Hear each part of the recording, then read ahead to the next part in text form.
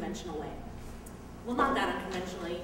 We met, we fell in love, we built a home and a life together, and we made each other so happy that we thought it would be great to share our love with another person. So we came to the decision to have a baby in a pretty normal way. But once the decision to expand our family was made, that's where we hit a snag. You see, we didn't have any sperm. Not an insurmountable obstacle, but definitely something that required a little planning. My partner Jessica and I researched our options. Initially, we went the bank route. We purchased an insanely expensive, tiny vial of frozen sperm each month that arrived in a space-age nitrogen tank time bomb. It would sit in the corner of our living room, slowly defrosting, while we waited for my ovaries to finally hurry up and release that magic egg.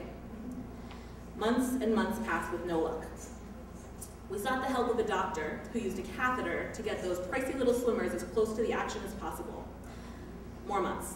Still no plus sign on that pea stick. We tried fertility drugs, acupuncture, eating pineapple. My reproductive system just wouldn't cooperate. After 2 years, our emotional reserves were as low as our bank account balance. We had to reevaluate if and how we could move forward. Adoption, fostering, accept life as a childless couple, or an option that we'd written off in the beginning, using a known donor, someone we knew, loved, and trusted to help us build our family. Initially, we quickly dismissed the possibility. It could get so sticky, legally and emotionally. But suddenly, we found ourselves thinking about all the positives of this arrangement. When our child had questions about how he was created, we could tell him about his donor in a more concrete way than an anonymous profile on paper could provide. We could ask about unexpected medical history if something should come up that we hadn't anticipated, not to mention the likelihood that it would be free. The benefit that would ultimately become the most dear to us, though, was somewhat unique to our situation. You see, the person we were considering asking is Jessica's brother, and there is no doubt that these two are related. Their facial expressions mirror each other, they share the same expressions, laughs, mannerisms.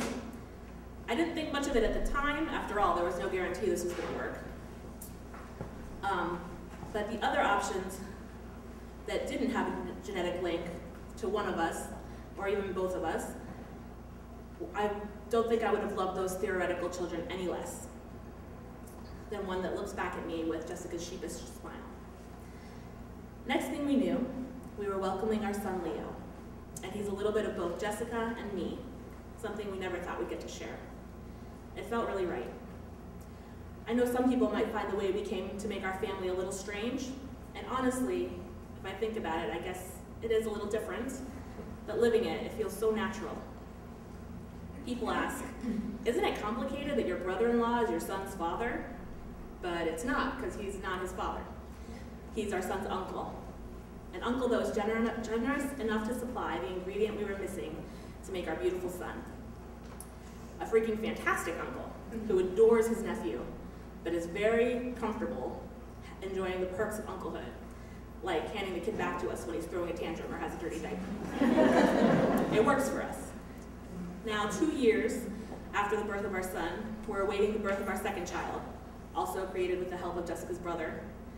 And as Leo slips his miniature version of Jessica's hand in mine and looks back at me through my own eyes that are sparkling with excitement as he tells me all the things he can't wait to do with his new brother or sister, I can't imagine our family any other way.